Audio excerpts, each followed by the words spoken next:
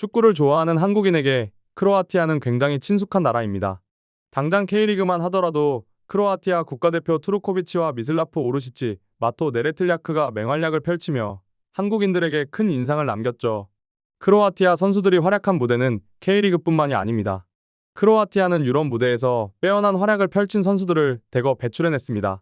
그리고 유럽 빅리그에서 맹활약을 펼치는 선수들을 바탕으로 1998년 프랑스 월드컵 3위, 2018년 러시아 월드컵 준우승, 2022년 카타르 월드컵 3위라는 대업적을 남겼죠. 여기서 한 가지 궁금증이 생깁니다. 크로아티아는 인구수가 고작 400만 명 밖에 안 되는데 어떻게 이렇게 축구를 잘하는 걸까요? 어떻게 이렇게 적은 인구로 극단적인 효율을 낼 수 있는 걸까요? 남슬라브인들이 그저 인종적으로 우월하기 때문일까요? 아니요. 남슬라브인들이 유전적으로 우월한 민족이라면 같은 남슬라브인인 보스니아와 슬로베니아는 왜 축구를 못할까요? 물론 남슬라브인 특유의 큰 체구가 축구를 잘하도록 도와주는데 영향이 없진 않겠지만 이는 크로아티아가 축구를 잘하는 이유를 설명하기엔 너무 부족한 주장입니다. 게다가 이런 협소한 시각은 생산성 있는 사고를 하는 데 있어 별로 도움이 되지 않습니다. 저는 오늘 크로아티아가 축구를 잘할 수밖에 없도록 만드는 요인들에 대해 여러 관점에서 분석하고 이야기하고자 합니다. 첫 번째 요인은 바로 교육 철학입니다. 인구 400만 명의 작은 나라 크로아티아는 어떻게 매번 월드컵 무대에서 세계 최강국들을 무너뜨리는 걸까요? 흔히들 유전자를 말하지만 그것만으로는 설명되지 않는 결정적인 차이가 있습니다. 진짜 비밀은 그들이 재능을 길러내는 방식, 지도자들의 확고한 교육 철학에 있습니다. 제가 지난 1년 동안 크로아티아 축구계를 조사하며 놀랐던 것이 있습니다. 크로아티아의 수많은 유소년 지도자들이 약속이라도 한 듯 하나의 공통된 교육 철학을 말했기 때문입니다. 그 교육 철학은 바로 아이의 창의성을 중시하는 교육입니다. 크로아티아는 창의성 교육을 시스템으로 구현시키고자 소인재 축구를 도입했습니다. 크로아티아 축구협회의 공식 기술 보고서와 육성 커리큘럼을 살펴보면 놀라운 사실을 알 수 있습니다. 이들은 유고연방 시절부터 유고슬라비아 중앙축구협회의 통제 속에서도 크로아티아만의 독자적인 기술위원회를 꾸렸고 1970년대부터 이미 좁은 공간에서의 기술을 최우선으로 가르쳤습니다. 특히 2000년대 초반 크로아티아 유소년 시스템의 설계자로 불리는 로메오 요작은 12세 이하 아이들에게 11대11 경기를 금지하고 볼 터치 횟수를 극대화하는 소인재 게임을 아예 공식 커리큘럼으로 못 박았습니다. 전 세계가 이제야 주목하는 시스템을 이들은 이미 반세기 전부터 철학으로 삼고 20년 전 체계화한 것이죠. 그렇다면 왜 소인재 축구일까요? 이유는 명확합니다. 선수가 적은 소규모 경기일수록 아이는 더 많은 볼 터치를 하게 되고 좁은 공간에서 끊임없이 판단해야 하는 상황에 놓이게 됩니다. 이러한 상황에서 소인재 축구는 단순히 아이들의 창의력만 기르는 게 아닙니다. 축구의 필수적인 인지 능력과 판단 능력, 그리고 공간 활용 능력과 볼간수 능력까지 자연스럽게 몸에 배도록 만듭니다. 아이 스스로 어떻게 움직여야 하는지 끊임없이 고민하게 만들며 플레이의 주도성을 성장시킵니다. 이는 이미 수많은 연구로 증명된 사실이지만 크로아티아는 이를 무려 50년 전부터 실전 교육에 녹여냈습니다. 그렇다면 다른 축구 선진국들은 어떨까요? 기술 축구의 대명사 스페인은 1980년대 후반부터 유소년 공식 대회를 7인제 축구로 전환했습니다. 그리고 이 시스템 아래에서 사비와 이니에스타, 다비드 실바를 비롯해 피지컬이 왜소함에도 불구하고 창의적이고 지능적인 플레이를 펼치는 선수들이 탄생합니다. 우리보다 앞서 시스템을 정비한 일본은 어떨까요? 일본은 1980년대 후반부터 아이들의 창의성과 개성을 기르고자 소인재 경기를 유소년 교육에 부분적으로 도입했으며 2011년부터 전국 초등 대회를 8인제로 완전히 바꿨습니다.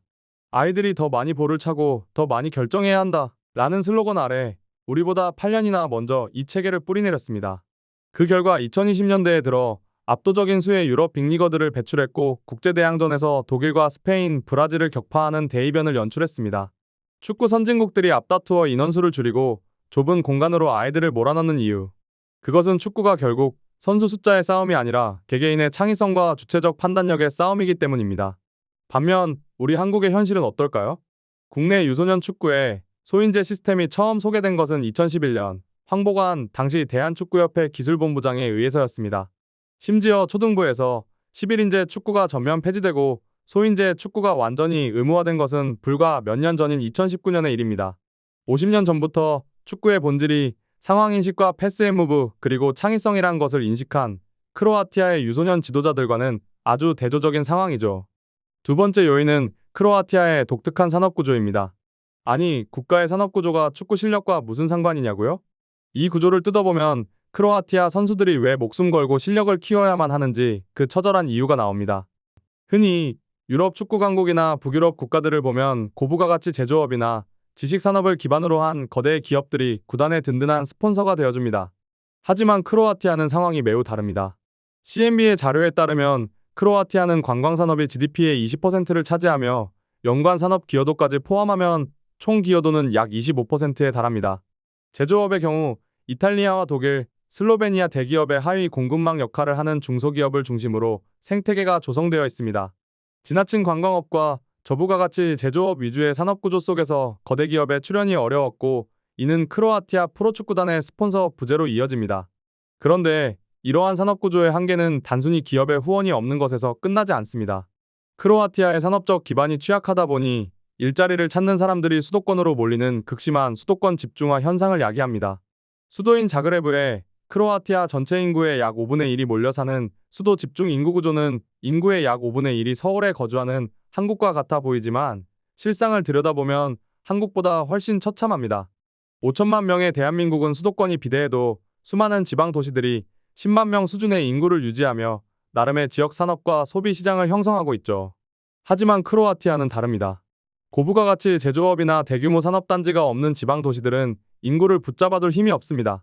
스포츠 경제학의 권위자인 스테판 지만스키 미국 미시간대 교수에 의하면 유럽 프로축구 1부 리그 구단이 특정 기업의 지원 없이 자생할 수 있는 최소 연고지 인구는 약 15만 명이라고 말합니다.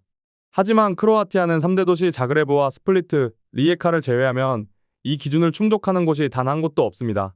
대부분의 도시가 인구 5만 명을 넘기지 못합니다. 결국 지나친 관광업과 저부가 가치 위주의 산업은 지방의 인구 소멸을 불러왔고, 이는 곧 축구 구단의 수익 기반 증발로 이어졌습니다. 티켓을 사줄 관중도 후원할 지역 기업도 없는 도시에서 프로팀이 정상적으로 굴러갈 수 있을까요?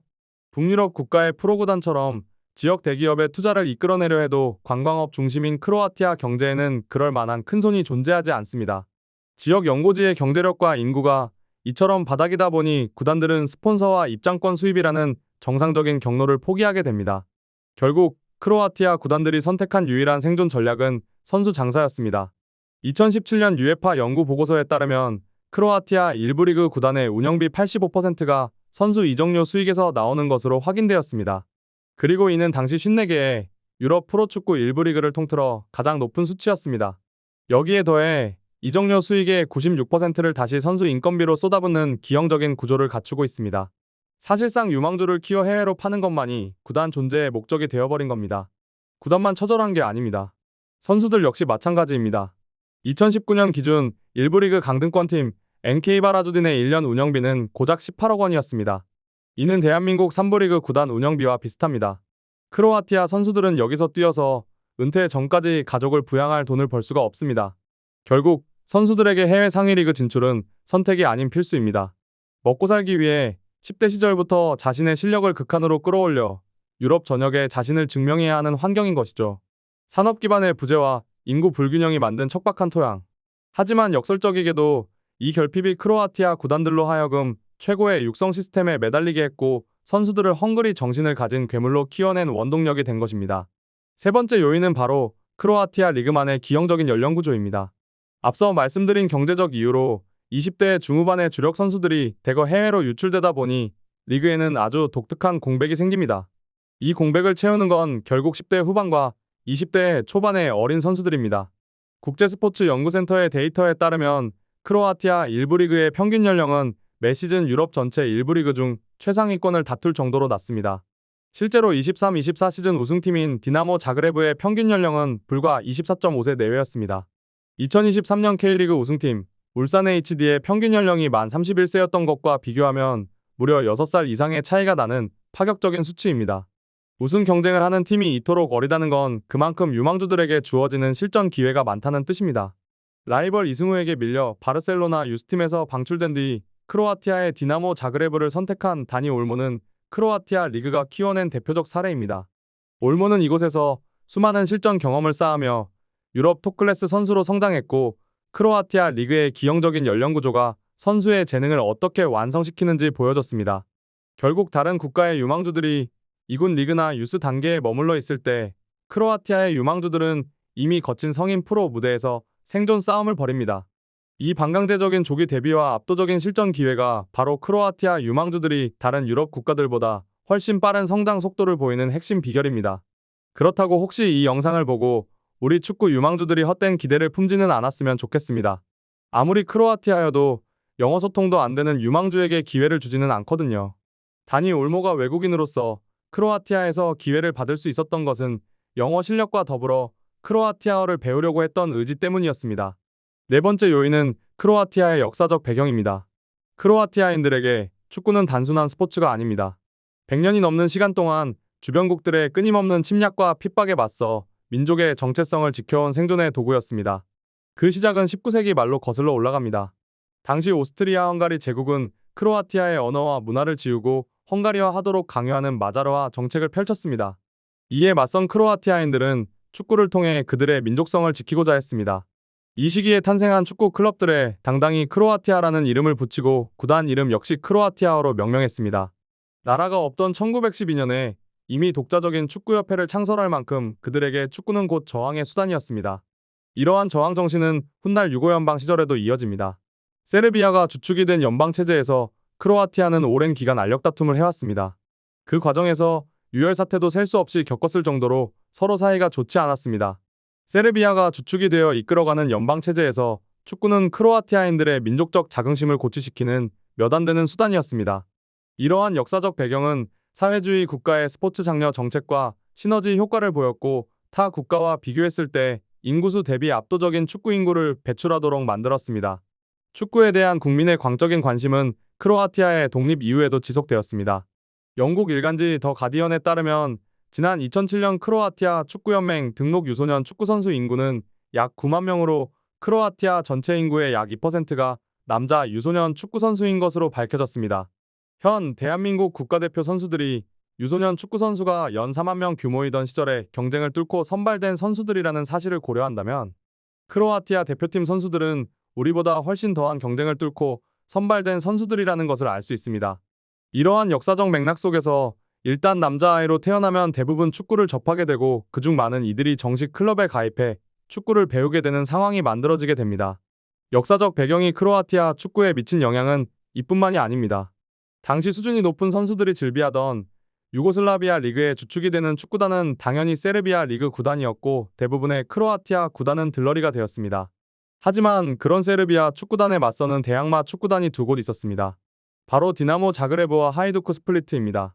이러한 역사적 배경으로부터 크로아티아 국민이라면 자그레브와 스플리트에 살지 않더라도 누구나 두 구단을 응원하게 되는 상황이 만들어지게 된 것입니다.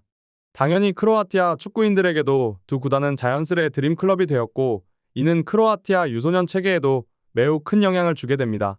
유소년 선수들의 드림클럽 역시 디나모 자그레브와 하이두크 스플리트이니 이 두 클럽은 육성 비용과 스카우팅 비용을 크게 들이지 않고도 언제나 크로아티아 전역에서 실력과 잠재력을 갖춘 유망주를 손쉽게 수급하게 됩니다.